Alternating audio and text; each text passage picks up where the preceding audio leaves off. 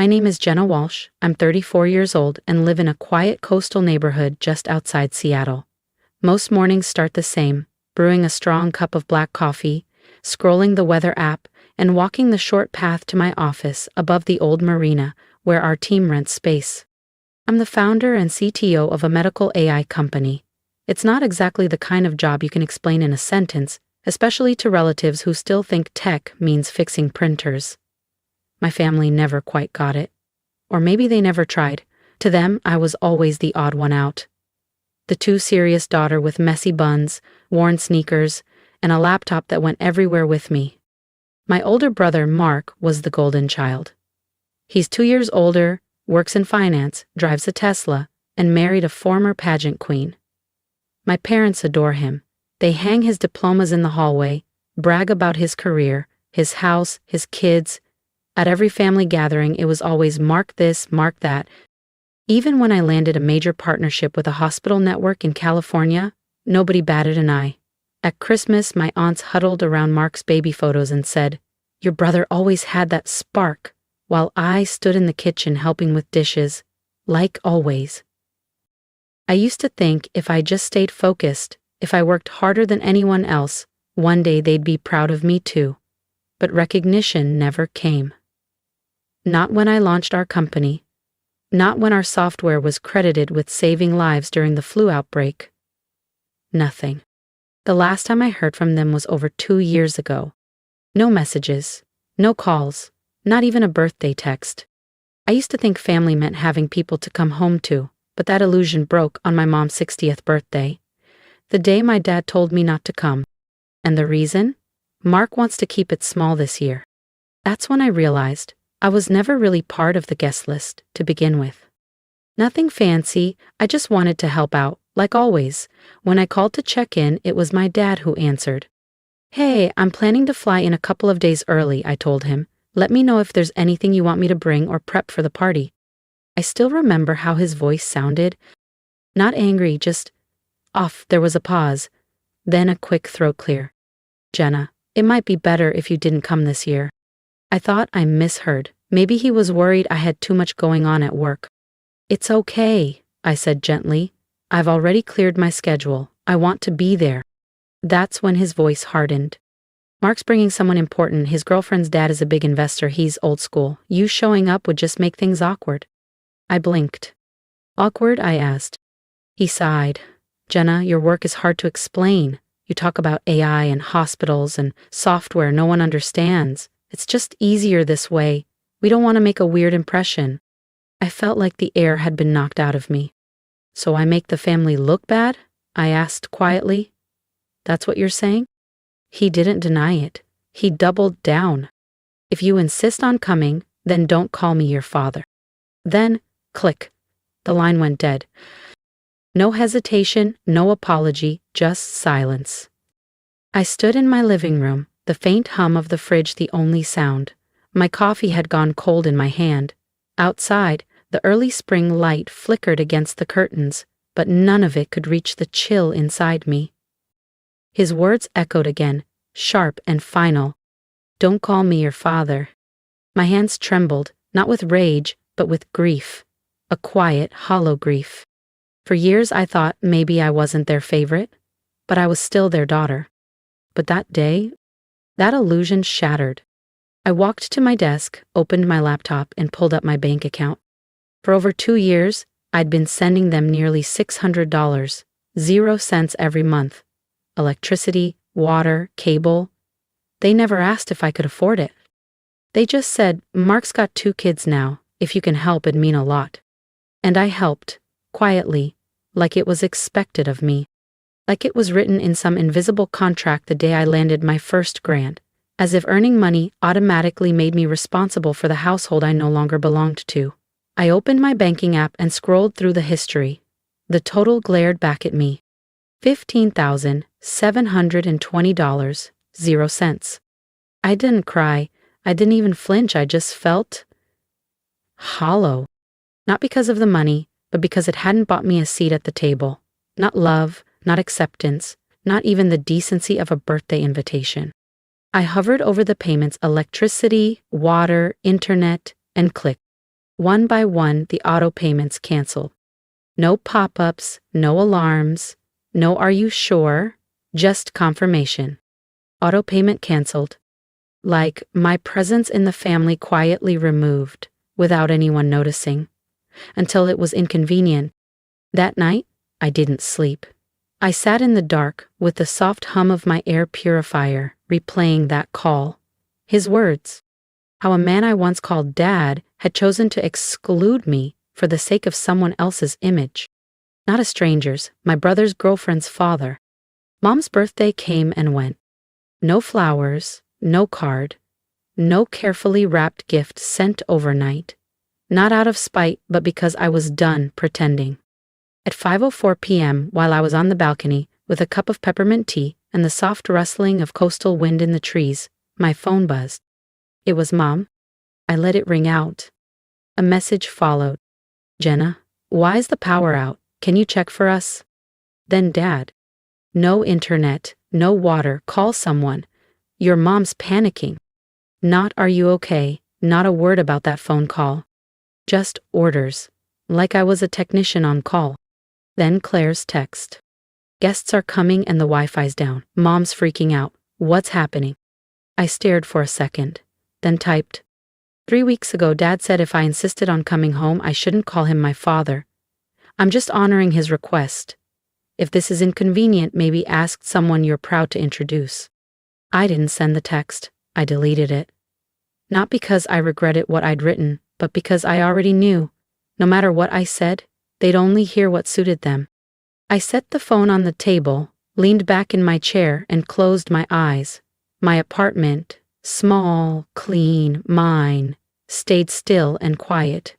No passive-aggressive sighs, no raised eyebrows, no backhanded compliments disguised as concern. The next day, I got a voicemail from Claire. "Mom's been crying since last night. Do you even realize how important yesterday was? Leah met the family for the first time and everything got ruined. You're unbelievable. You're so selfish." I listened to the whole thing, then powered my phone off. For years, I wasn't selfish enough. Now, it was long overdue. I opened my laptop and scanned my work inbox. Between budget reviews and team updates, one subject line caught my eye. "New Jersey staff transfer, approval required." I clicked into the email and scanned the list. Midway down, I froze. Liam Prescott. The name hit me like a jolt, because just a few days ago, Mom had gushed about Claire's impressive new boyfriend. Head of Finance, New Jersey Division, transfer request Seattle HQ, approver Jenna Walsh. I let out a short laugh, reflexive, quiet, stunned. What were the odds? The man they prioritized over me was being transferred to my office, and not just that, he'd report to me. I sat still, my hand on the mouse, staring at the irony. All those years, all that money, all that effort, nearly $16,000, 0 cents in payments, not a single thank you. Not a single moment of genuine recognition. I scrolled through the recurring bills. $192.48. Electricity. $136.72. Water. $248.50. Internet and cable. Month after month, like I was the family's invisible payroll system. Never seen. Never acknowledged. I remembered the last midnight call from Mom, almost a year ago. "Jenna, the bathroom pipe burst. Claire's away with her boyfriend. You're the only one left." I hadn't thought much of it then, but now, her words rang clear. You're the only one left. Not cherished, not appreciated, just available. A resource to call when the others weren't. And then being told I couldn't come home because they were trying to impress a man I hadn't even met. I finally understood. My place in that family had never been built on love, it was built on utility. My phone buzzed again. A message from Mom. "I know yesterday got tense, but could you please take care of the internet bill? Claire's trying to keep things calm with the guests." No apology, no mention of Dad's ultimatum, just another request. Like always. I didn't reply. Instead, I stepped out onto the porch, sinking into the wooden chair beneath the fading April sun. The crisp coastal air brushed against my skin, cold, but honest. It cleared the fog. I thought of Liam, the one they considered worthy of the family, the one they excluded me for. And now, he was about to walk into my office. I returned inside and opened the transfer file again. New hire confirmation, Liam Prescott, Seattle HQ, start date Monday.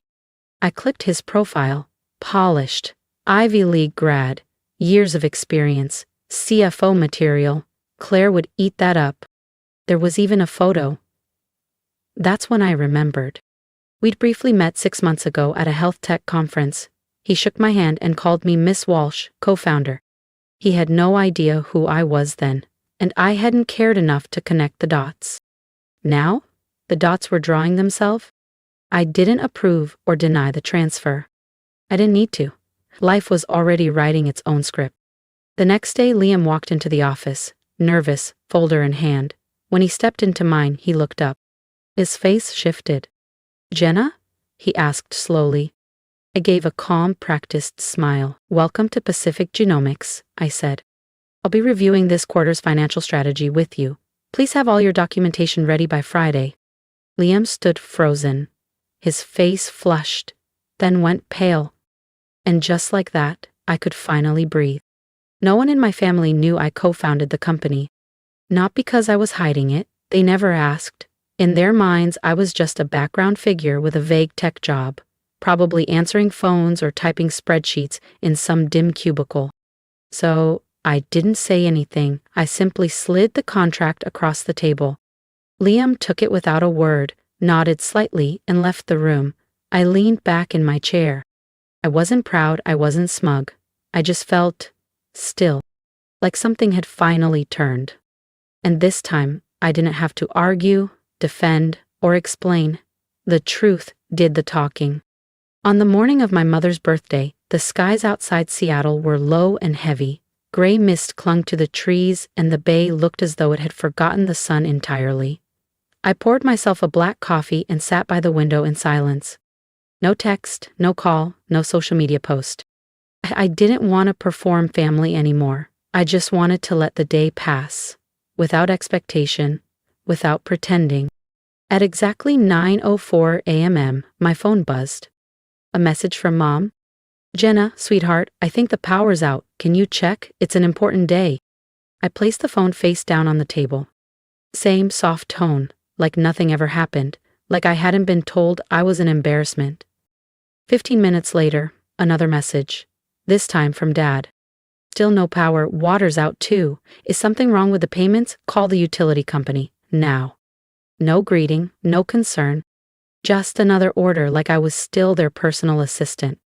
I sighed. 2 years of on-time payments. Utilities, cable, internet. Quiet, consistent, invisible.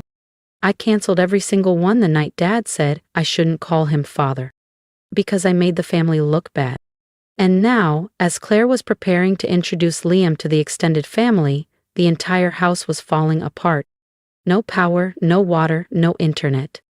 Just silence and desperation. By 11 a.m., the messages came like a flood. "Fine. Jenna, please, guests are arriving. I'm begging you. Dad, we can't cook. No lights. Where are you? Fix this. Clay. Seriously, today of all days, Mom's crying. I can't even call anyone. You're being unbelievably selfish." I leaned back in my chair. My coffee had gone cold again. And still, I felt nothing. No satisfaction, no revenge, just that quiet emptiness that follows years of being ignored, used, and forgotten. Then, my phone buzzed again. A video call from Aunt Elise, my mom's older sister, the only one who still sent me Christmas cards with handwritten notes. I hesitated, then answered. Her dimly lit kitchen came into view, lit only by the glow of a flashlight. She looked tired, her eyes a little red. "Jenna," she said gently, "your mom's frantic. The house is chaos. No one knows what to do." I stayed silent. Then she added without judgment, "What happened? You've never missed your mom's birthday. I know there's a story here, just say something." I took a slow breath. My dad said I embarrassed the family, told me if I insisted on coming, I shouldn't call him my father. Her face fell, her mouth opened, but no words came. In the background, I heard my mother's voice. She's probably just sulking. No one would be cruel enough to do this. On purpose. Then Claire. Liam's almost here. Someone call the power company. I can't believe Jenna would sabotage today. I gave a small, tired smile. Aunt Elise didn't argue. She didn't defend them. Then, the camera shifted. Another face appeared on the screen. Liam, neatly dressed, same practiced smile from the office. He looked directly into the camera and paused. Jenna? I said nothing. Then he spoke again, louder this time, to everyone behind him. You're Jenna Walsh, from Pacific Genomics? I nodded. A heavy silence fell. Liam turned, stunned. She's my direct superior. She approved my transfer. Behind him, I watched it unfold. Claire's mouth dropped open. My parents froze. Nobody said a word. I calmly replied, "Hope your introduction today goes well." Then I ended the call. No need for theatrics, no mic drop. Just closure. I set my phone on the windowsill and watched as the dim afternoon light filtered through thick gray clouds. The world outside felt like it was holding its breath. No follow-up calls, no pinging messages, just silence. And for once, I welcomed it. That strange, weightless sense of relief wasn't about revenge. It was the relief of no longer needing to explain myself, of finally letting the truth surface, not from my mouth, but from the people who had tried so hard to ignore it. Liam had confirmed it clearly and without hesitation. I was his superior, the co-founder of Pacific Genomics, the company my family assumed I was just some assistant at. Their living room had turned into a theater, and one by one the masks had dropped. I didn't have to lift a finger. They exposed themselves. I imagined Claire frozen beside a birthday cake that hadn't even been lit. She had tried so hard to impress her boyfriend with curated smiles and a photo-ready family, but in the end, he was the one who revealed the truth, and in doing so, shattered the illusion she'd spent years building. I could picture my mom nearly dropping the cake tray, my dad clenching the edge of the table, red-faced, and the relatives, those who only showed up to judge and eat, caught in a silence they didn't know how to fill. Aunt Elise still had the video call going. Her face wasn't stunned anymore. It held something closer to respect. She gave me a small nod and ended the call. That evening, Claire messaged me. Long, scattered, a clumsy mix of defensiveness and desperation. You knew, didn't you? You let that happen during Mom's party. She's been crying all night. Liam doesn't even know what to say. Don't you think that was cruel, Jenna? I didn't open it right away. Instead, I made ginger tea and sat on the couch. I let the steam work its way through the tightness in my chest. I didn't feel joy, but I didn't feel guilt either. 10 minutes passed. Then, I typed my reply. You say I was cruel? I was at home. I didn't start the video call. I didn't call myself his boss. I didn't do anything. And if a single truth was enough to ruin the whole party, maybe that party wasn't built on anything real to begin with. I hit send and left it at that. Half an hour later, another message. This time from my mom. I never expected you to choose this way, to get back at the family. I leaned back, eyes closed. Get back? That's what they thought this was? I remembered being told not to come because I made them look bad. I remembered paying their bills for over 2 years without a single word of thanks. And now, when the illusion cracked, I was the villain? No, I was just done pretending. Around 10 p.m., a new email appeared in my inbox. From Liam Prescott. Subject, apology, and goodbye. Jenna, I don't know where to start. After last night, I couldn't sleep. What happened probably shouldn't have happened in front of everyone, but at the same time, I feel clear. Especially about you. I'm not ashamed that you're Claire's sister. I'm ashamed I didn't see who Claire really was sooner. I can't be with someone who treats people like that. As of today, I've ended things with Claire.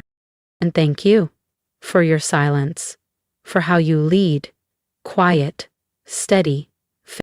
Liam. I read it twice.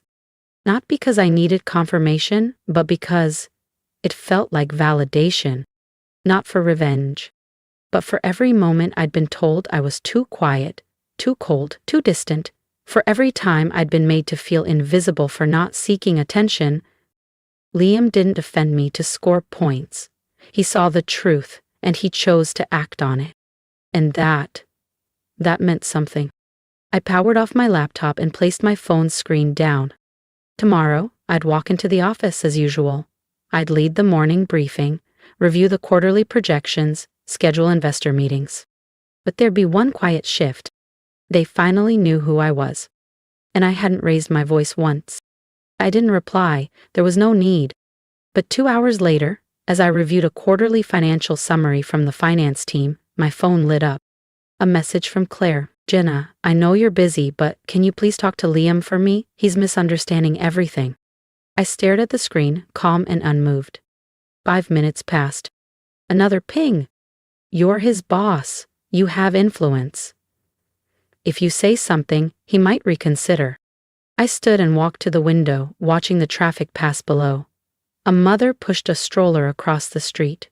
A man in a navy peacoat held a coffee in one hand and typed furiously on his phone with the other. And all I could think about was how many times I had wished for even one message from Claire, back when I was struggling, failing, picking myself up alone. But she never checked in, never offered comfort or kindness. And now, as her curated relationship crumbled, she turned to me, not for apology or understanding, but for rescue. I returned to my desk and typed slowly. "Liam didn't leave because of anything I said. He left because of who you are, and maybe, for the first time, he saw it clearly." She didn't reply right away. An hour passed before another message came through. "You're right, but I don't want to lose him. I'll change, I swear. Please, just this once." I didn't respond. Not out of anger, but because I was done being the one to explain why someone else's behavior was never my responsibility. That evening, I left the office slowly. The spring breeze carried a light chill, but the sky was painted in streaks of orange and gold. For once, I felt light, like I didn't have to carry their weight anymore. I hadn't sought revenge, I hadn't shouted, I'd simply stood still and let the truth do what it always does. That night, I played a playlist I used to listen to during those early days of my startup when I felt like a ghost in my own family. But this time, the music didn't feel sad. It felt like affirmation. I had stepped out of the shadows by simply refusing to step back in. A week later, on a rare Sunday when I let myself ignore my laptop, the doorbell rang. I almost didn't answer. But curiosity nudged me toward the peephole. My parents. Standing awkwardly at the gate, my mom held a small bag. My dad had his arms crossed, his usual sternness slightly softened. I opened the door. No hug, no warm smile. Just silence. "Hi, honey," my mom said, her voice scratchy, like she hadn't slept. "Can we come in? Just to talk?" I stepped aside. No words, just the sound of shoes on hardwood as we walked into the living room. I poured them water, set down 2 glasses, and sat across from them. My mom glanced around, at the minimal decor, the tidy shelves, the untouched air of independence. My dad cleared his throat. "About your mother's birthday, I said things I shouldn't have." I waited. He looked me in the eye for once. "Maybe we've been too hard on you." Then came the real reason. "Claire's a mess. The breakup hit her hard. Your mom's been crying nonstop." I stayed silent. Just nodded slightly. I knew where this was going. Sure enough, my mom stepped in quickly. "We have a proposal," she said, pulling a printed paper from the bag.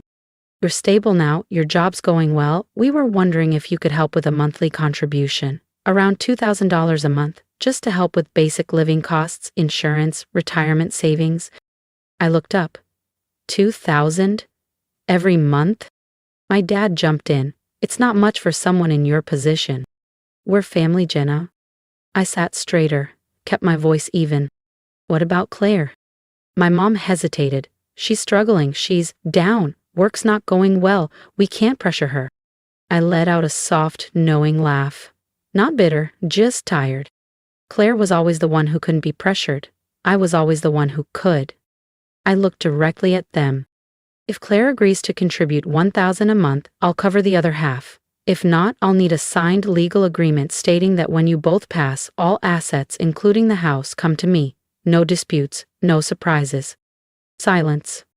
My father's jaw clenched. Are you seriously giving your parents conditions? My mother sighed, her eyes damp. Jenna. Not conditions, I said calmly. Principles. I already spent nearly $16,000 on this family over 2 years. No one acknowledged it. No one even asked if I was okay. If you want me to continue supporting you, things need to be clear. My mother turned to my father, her voice small.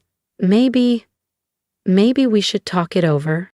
But he stood abruptly, hands slamming the wooden table. The glasses trembled with the impact. We raised you for over 20 years, and now you're demanding a contract just to help your parents? His voice was sharp, heated, unbelievable. I didn't flinch. I sat still, meeting his glare with steady eyes. Dad, I said quietly, if you think raising me was a financial investment that needs to be repaid, we can calculate it, line by line. But I'm done paying for it in silence. His mouth twitched, but the words didn't come. My mother gently reached for his arm. Let's go, she said softly. I rose and walked them to the door. No hugs, no guilt-tripping farewell. Just footsteps, a door that closed, and the wind from the balcony slipping back into the still room. In that quiet, I felt it. Another chapter closed. But this time, I was the one who wrote the ending. After that day, my parents never called. No messages, no apologies, not even a half-hearted excuse. It was the kind of silence I had grown up learning to live with, not the silence of grief or reflection, but the silence of people who can't speak when they're not in control. So I lived. Early mornings with coffee, long strategy meetings, late nights signing deals that once seemed impossible. I stopped explaining myself. I stopped feeling guilty for saying no. Because I realized something. Love can't be measured in monthly payments, and it can't survive on guilt. If affection only lasts as long as the bills are paid, it's not love, it's a transaction. So I started cutting those invisible strings, one by one. I removed the old family photo from my phone. I stopped marking Claire's birthday on my calendar. I didn't send holiday gifts. I didn't reread guilt-laced texts. I stopped waiting for an apology that would never come. One afternoon during a team meeting, Liam walked in with a quarterly investment report, head down, professional, focused. We never talked about Claire, not even once, and I appreciated that.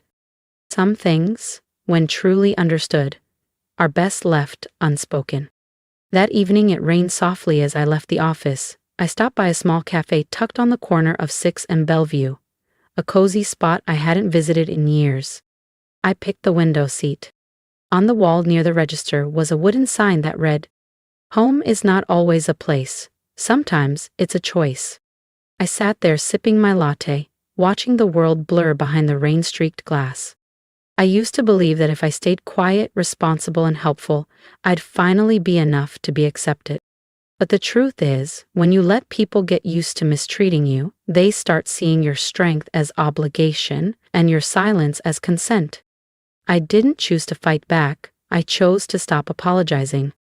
I didn't set boundaries to hurt anyone. I did it to protect myself. Because if your worth is only visible when you're useful, you were never seen in the first place. And if someone were to ask me, Jenna, do you regret not helping your parents when they needed you? My answer would be simple. I regret not realizing sooner that I deserved more than that. Because real family sees you, respects you, checks in on you not only when the power goes out, but when your spirit does too.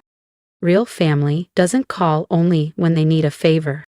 And if society calls that selfish, then maybe society needs to redefine what family actually means. If you've ever felt alone in your own home, if you've ever been the backup plan, the dependable one, the invisible one, I want you to know you are not alone. Your worth isn't tied to how much you can give without being asked, how much you're breaking inside. Jenna's story is a quiet but powerful reminder. You're allowed to choose peace over obligation, boundaries over guilt, self-respect over silence. She didn't seek revenge. She chose dignity. She chose herself. What about you? Do you think Jenna was too harsh? Or was she simply protecting the part of herself that finally woke up? Let us know in the comments and follow for more stories that remind us. You don't have to shout to be heard. Sometimes, silence is your loudest truth.